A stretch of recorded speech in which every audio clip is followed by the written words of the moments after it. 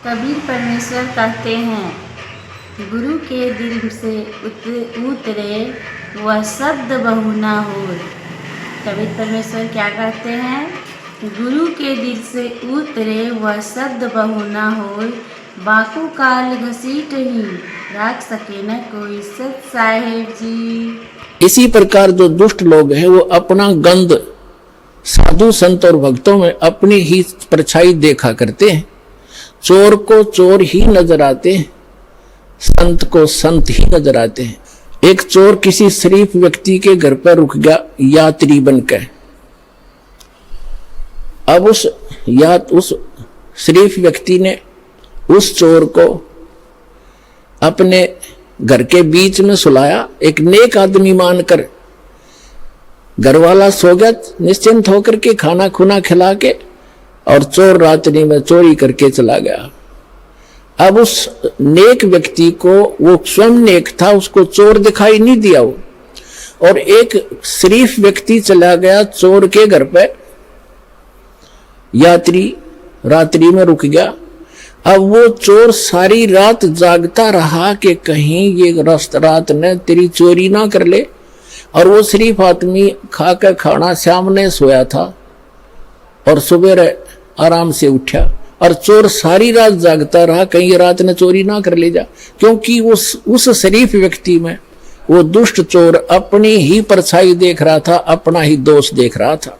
तो इसी प्रकार दोस्त हम इस दास का विरोध कर रहे हैं, और उस दास पर जो ऐसे आरोप गंदे लगाए झूठे, वो स्वयं ही ऐसे थे। और पुण्यात्माओं, आप देख रहे हो क्रोथा आश्रम सरकार के पास रहा 7 वर्ष, उसको लुटवा दिया, करोड़ों की संपत्ति भक्तों के दान का नाश करवा दिया, सारा लुटवा दिया। और आज परमात्मा ने हमें क्या दे रखा है? और जो ऐसा बताते हैं, सुनने में आ रहा है कि जो उस परमात्मा के सच्चे स्थल से कोई सामान उठा कर ले गया था, उनका सर्वनाश होने जा रहा है। एक ने बताया कि एक हमारे गांव में उठाकर ले गया था पुलिस वाला, तो उसके पुत्र का विवाह हुआ। वो लड़की ने आकर देखा कि तुम ये चोरी का सामान एक संत के दरबार का उठाकर लाए हो। वो लड़की उनको तलाक दे दिया। उसने देखा ये जीव डूबेगा मरेगा, उसने ऐसे हाथ में उठाया, उसको बाहर फेंकना चाहा, बिच्छू ने डंक मारा और पानी में गिर गया। उसने फिर उठाया, उसने फिर डंक मारा और पानी में उछल गया। उसने फिर उठाया, उसने फिर डंक मारा, और कुछ देर में फिर उसने दोनों हाथों से पानी समेत ही उसको पटरी पर फेंक दिया। एक आम व्यक्ति खड़ा खड़ा देख रहा था, कहने लगा, रे भले आदमी, तेरे तो हाथ पर डंक मार रहा है, तू इसको बचाने की चेष्टा कर रहा है, मरने दे, इसको बहने देता। तो संत ने कहा, भक्त ने कहा कि ये अब इसका स्वभाव है ये, और मेरा स्वभाव है ऐसा।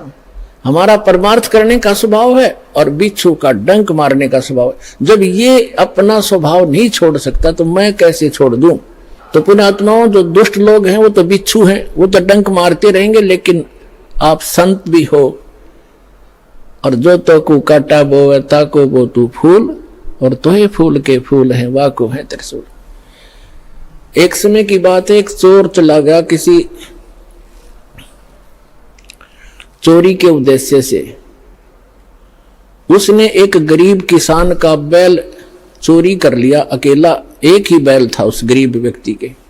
लेकिन वो भक्त था, भगवान का भक्त था, परमात्मा से डरने वाला था, दान धर्म करता था, गुरु जी की शरण में जाता था। परमात्मा आते रहते हैं, कोई भेष बदल कर कहीं ना कहीं संत की लीला करते रहते हैं, कबीर भगवान। उसकी एक ही बैल था गरीब के, उसी को चोरी कर ले गया। अब उस चोर ने, जैसे वो 100 रुपये का बैल था, उसने तो 20 रुपये में बेच दिया। उसका कौन सा धन था, बेचकर, और पुराने समय की बात है, उसको कर दिया वो खा खर्चे।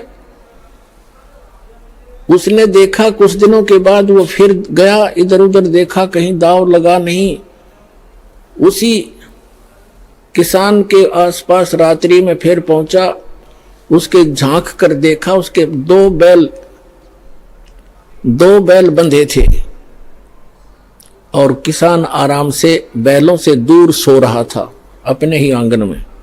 चोर ने उस किसान के दो, उसका स्वभाव है, वो कर्म है, आप भगवान पर विश्वास रखो। यदि चोरी करने से ही कोई धनी बनता है तो कोई भी काम ना करे और सब चोरी ये कर ले, परमात्मा तेरे को कई गुना देगा, विश्वास रख, डगमग ना होना। कहते सत ना छोड़े सूरमा, सत छोड़े पतजा, और सत के बांधे लक्ष्मी फेर मिलेगी आप। और कहते धर्म तो दसके नहीं, दसके तीनों लोक, और खैरायत में खैर है कीजिए आत्म भोग। परमात्मा ने दया बख्शी, बढ़िया फसल होगी, वर्षा हुई बहुत अच्छी और कमाल हो गया, खूब फसल होगी। अब 1 वर्ष के बाद वो चोर फिर गया। उसने ये विचार लगा कि वो व्यक्ति ना कोई पुलिस में रिपोर्ट कराता और ना तेरे सिर में कोई दर्द करता, नहीं तो कोई खोजी पीछे लगा दे, ढूंढ ले चोर। तो वो शरीफ फिर देखा कि अब के फिर जाता हूं उधर ही। अब चोर ने तो वो तीनों बैल बेच के खत्म किए, खा खू का फुर किया। तो उसने जाकर देखा नु खत्म हुए और घर में भी हानि, बच्चा बीमार है, पत्नी को रोग लगा हुआ है, और आज इसके 4 बैल। उसने उस किसान को उठाया, सूते हुए को। उसने, किसान ने कहा भाई कौन है तू? मुझे सोने दे भाई, सारा दिन खेतों में काम किया है, मैं थका पड़ा हूं। और वो कहने लगा मैं चोर हूं भाई।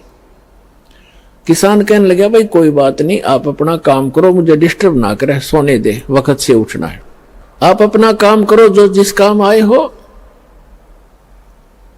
तो चोर कहता है कि भाई मेरे से वो काम अब होता ही नहीं, मैं कर नहीं सकता उस काम ने, एक बार उठ ले तू, एक बार खड़ा हो ले। उसने कहा क्या बात है?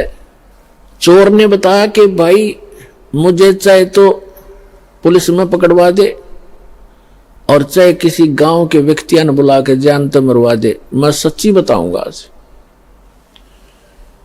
वो कहने लगा किसान के, बता भाई क्या बात है?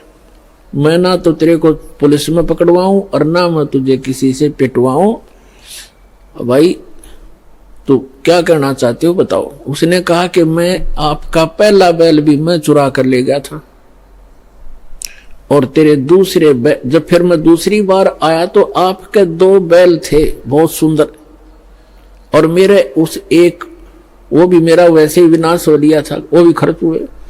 दूसरी बार आपके दोनों बैल भी मैं चुरा कर ले गया था, और मेरे पास आज खाने को दाने नहीं और तेरे पास 4 बैल खड़े हैं, मुझे युवराज बता दे, ऐसा गरीब आदमी तू कैसे लाया 4 बैल?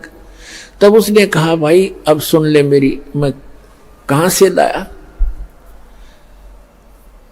मैंने गुरु बना रखे हैं और वो परम संत भगवान आए हुए हैं, मैं उनका सेवक हूं, उनकी आज्ञा का पालन करता हूं।